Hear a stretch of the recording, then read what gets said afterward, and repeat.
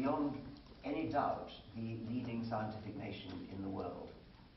And you have achieved this, I congratulate you, you've achieved this despite being held back by nearly 50%, more than 40% of the population, who, according to Gallup polls, believe that the world is less than 10,000 years old.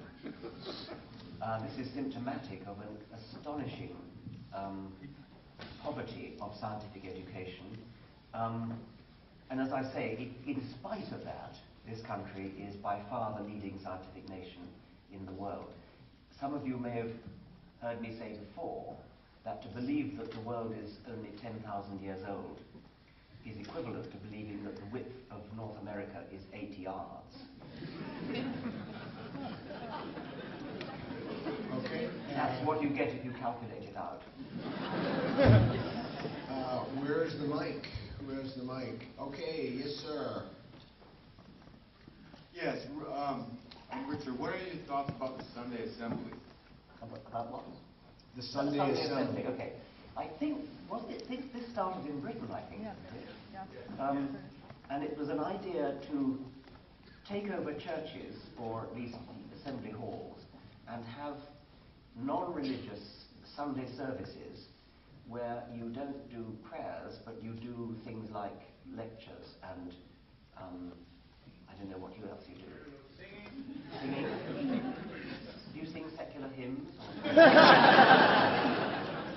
I think that might be a bit grisly, actually, a bit embarrassing, singing secular hymns. But the idea of having seminars, discussions, lectures about interesting subjects, that seems to me to be a good thing to do, to do it while a diminishing, a dwindling number of people are going to church. They really are dwindling in Britain, except to mosques, unfortunately. Plenty of people do that. No, almost anything would be a better use for a church than a mosque than to have a service in there. Yes. Next question. Where's the mic? In the back. Yes, sir. So aside from the hypersensitivity to Islam, leftists and liberals have another problem. It's particularly bad in this city, and that's this obsession with alternative medicine and homeopathy.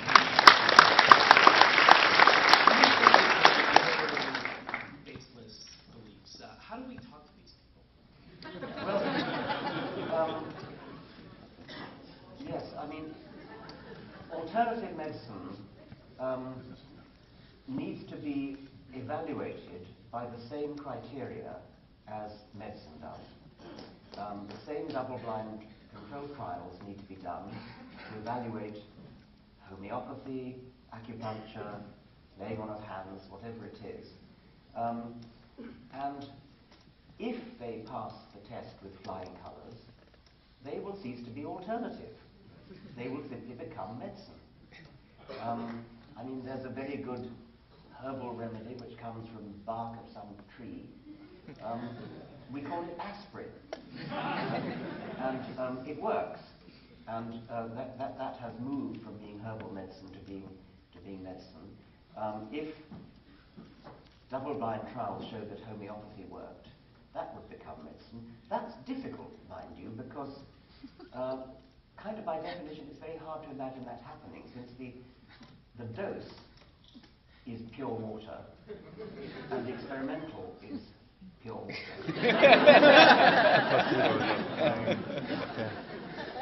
It's hard to imagine that a double-blind trial ever could produce a result. They do have a get out there. They say, well, although there's not a trace left of the active molecule in the water. By the way, James Randi has a lovely calculation. Because, you know, they dilute and dilute and dilute and dilute. And they have this belief that the more you dilute, the better it gets. And James Randi calculated that for some of the most allegedly effective homeopathic remedies, there is one molecule of the active substance in a volume of water equal to the volume of the solar system. Well, the get out is that they say, well, it doesn't matter that there are no molecules there because water has a memory. And by shaking the water up, originally with a reasonable quantity of molecules, and then diluting it. Every time you shake it, you sort of potentize the memory of the water. Now, if that were true, the discoverer of it, the homeopath who discovered it, would win not only the Nobel Prize for medicine, but the Nobel Prize for physics. This would be a brand new physical principle which physicists are utterly ignorant about. It would be a fabulous discovery. Because of this, homeopaths all over the world are beavering away, doing double-blind trials, trying to win the Nobel Prize for physics. Like hell they are. We're going down to the end. I think we have time for a couple more questions. Where's the mic? Who has the mic? The mic. Yes, sir, in the back. Hey, I had a quick question. In all of your travels, have you ever met someone that you ran into them and you thought, wow, they're so mentally unstable, they're so criminally insane that they need religion just to not go around killing people? I have met. I was once on a radio talk show, a gentleman actually, and I get these rather interesting call-ins. I got one from Texas, and he said, I won't try and do the accent. He said, if I didn't believe in God, I would go straight out and murder my neighbor. And I said, I don't think, no, surely you wouldn't. And he said, yes, I would. And I think it's Herb Silverman, when he meets somebody who says something like that, he says, well, I don't think I want to know you anymore. The only thing that's stopping you, killing, stealing, raping, is your belief in that God will punish you. You're just not the kind of person I want to know. I think perhaps that's the nearest I can get to answering your question. All right, where's the mic? Where are we with the mic? Yes, young lady. Yeah, thank you for coming, Mr. Dunn. I appreciate your existence. I do. I'm asking the big question of what's your hope? What do you see as being our hope for the future so that we can hang on to something while we're having Don't our students ask great questions? Portland State, right on. Yeah, right. Well, I suppose I hope for a world which is in which everybody is rational and believes things only when there is evidence in favor of them, and does not believe things because of tradition, authority, scripture, revelation, but only because of evidence. And quite a lot of people are already in that position, and they're increasing. And I think I want to live in a world where everybody is like that. It's more a hope than an expectation at present, but I think things are moving in the right direction. And let's all try and make it happen.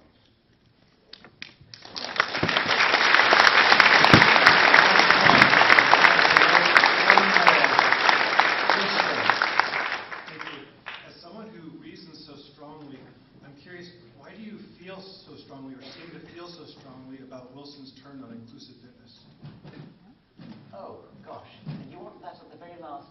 I was just going to, the moment he said that, I said, wow, we have time for one more after that.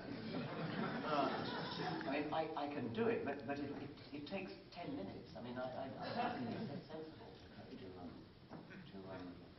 this is a fairly esoteric biological question, which I'm very interested in.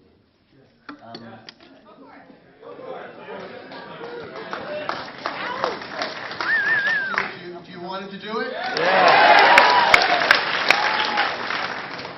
If he's interested in it.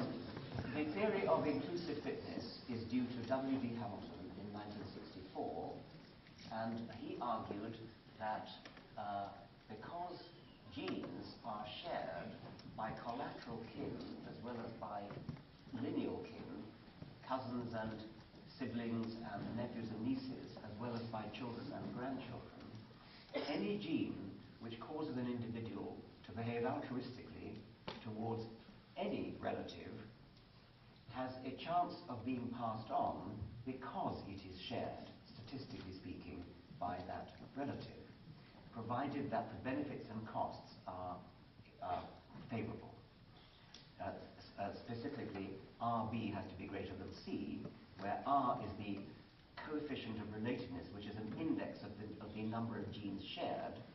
B is the benefit to the beneficiary of the altruism, and C is the cost to the altruist. Now, this principle that Hamilton discovered is actually inherent in the neo-Darwinian synthesis. It follows logically, mathematically, inevitably from the neo-Darwinian synthesis of the 1930s, which all modern biologists accept. You cannot disagree, you cannot say, I don't believe in inclusive fitness, unless you disbelieve in evolution altogether. If you're an evolutionist at all, which Wilson is, this is Edward Wilson, E.O. Wilson, one of the most distinguished living biologists. Wilson is a Darwinian. He accepts the modern synthesis, but he now wants to reject his earlier acceptance of inclusive fitness because he doesn't see direct evidence for it in the animals which were the sort of poster boys for inclusive fitness, namely the social insects. I think he's wrong about the social insects, but even if he's right, all that would mean is that the B and C terms of the formula don't favour altruism in the way that the kin selection of the inclusive fitness theory would expect. To attempt to disprove the inclusive fitness theory as opposed to the ordinary Darwinian theory, the classical fitness theory, by looking at real animals would be equivalent to Pythagoras going out with a ruler and measuring hundreds of right-angled triangles to see whether Pythagoras' theorem is correct. Pythagoras' theorem is correct because it is logically proved. You cannot escape Pythagoras' theorem. It's proved once and for all time. All right-angled triangles in a plane surface obey Pythagoras' theorem. All animals and plants obey the law of inclusive fitness. They don't all show altruism towards their siblings or nephews and nieces because the B and C terms in the equation don't favour it. But the R term, that's the index of relatedness, is always there, tending to push them in the direction of altruism towards siblings and cousins, etc. But it only actually shows itself if the B and C terms of the equation, which are economic parameters of the ecology of the animal concerned, they have to be favourable as well.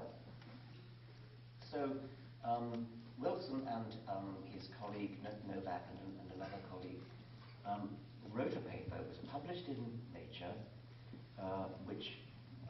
in which Wilson sort of took back his earlier enthusiastic acceptance of inclusive fitness. This paper, I don't like talking in terms of numbers of scientists. We don't do science democratically, but nevertheless it's worth mentioning that more than 100 reputable biologists in the field signed a joint paper dissenting from the Wilson view. He's on his own. He's a great man, but he's on his own. And it seems to me that quite apart from the number against him, he's got to be on his own, because as I said, it is a logical deduction from the neo-Darwinian synthesis of Fisher, Haldane, Wright, and the other founders of the neo-Darwinian synthesis, which Wilson accepts.